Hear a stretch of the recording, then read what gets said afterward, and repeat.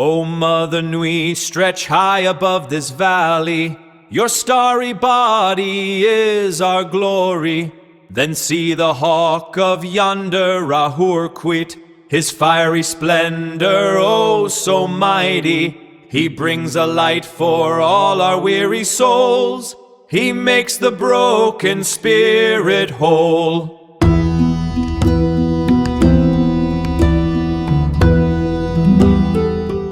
Welcome to today's deep dive, customized specifically for you. Our mission today is to explore this really fascinating exegesis of like a philosophical narrative called The Limit of the Visible. Yeah, and it uncovers this frankly shocking intersection between, ancient Neoplatonism and modern quantum mechanics, which is just wild. Right, it totally is. And the whole source centers on this really tense dialogue between a maestro of metaphysics and like a student of empirical physics. And this student absolutely demands like physical proof of reality. So, okay, let's unpack this. Yeah. Why does the student's demand for, tactile, measurable proof completely miss the point of how the universe actually works? Well, what's fascinating here is the maestro's response to all that. The student is just super frustrated, right? He wants a metric precision like picometers and crystal nets. Yeah, the tangible stuff you can measure. Exactly, the tangible stuff. But the maestro argues that the physical world is just, well, the lowest, exhausted threshold of reality. I mean, it's the absolute end of the line. I love the analogy the source uses for this because it's just devastating. It says, demanding physical proof for metaphysical laws is like asking an architect to prove their blueprint by eating concrete. That is such a great way to put it. I mean, the physical concrete is just totally passive. Right, it literally just sits there. Yeah, it just fills a mold. The invisible mathematical design, like the geometry and the load-bearing math, is what actually holds the structure together.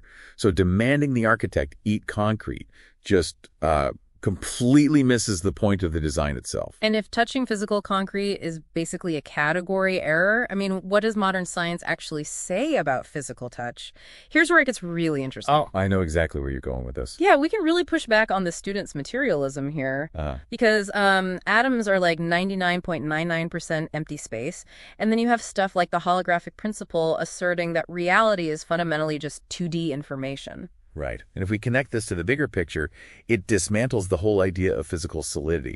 We have to look at the Pauli exclusion principle. Right, the quantum mechanics rule. Exactly. It says that identical electrons are mathematically forbidden from occupying the exact same quantum state.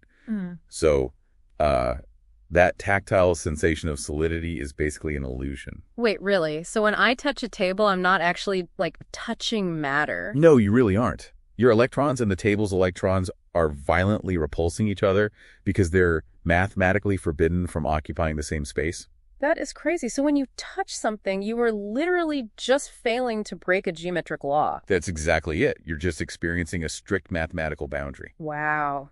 So since the universe is, held together by these invisible mathematical laws, how did ancient thinkers try to interact with this architecture? Well, this raises an important question about how they actually practiced. We have to contrast Goetia, which is low magic for favors. Like casting spells and stuff. Right, like trying to manipulate the physical world.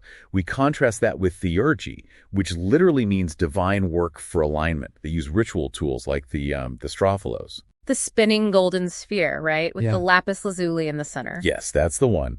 And they also focused on the intelligent fire, or pure noeron, which represents like the purifying intellectual light of the cosmos. Okay, let me make sure I get this. So spinning this sphere isn't casting a spell. It's physically imitating the cosmic spheres to tune the human mind to the perfect frequencies of the universe. You nailed it. It's about alignment, not manipulation. Tuning yourself to that eternal mathematical logic. So what does this all mean? Why should you, listening right now, actually care? Well, empirical science merely provides the technical measurements of those lowest physical shadows. Yeah, but high philosophy and fundamental physics address the eternal light source actually casting them. Exactly. The abstract, invisible concepts governing your life are fundamentally more real and powerful than the physical objects you can hold in your hand. Which is a pretty wild paradigm shift, if you really think about it. It really is. Yeah. And it leaves us with this provocative thought to chew on. If the absolute solidity of the physical world is nothing more than like a strict mathematical boundary condition, what happens if human consciousness ever discovers the formula to bypass that equation?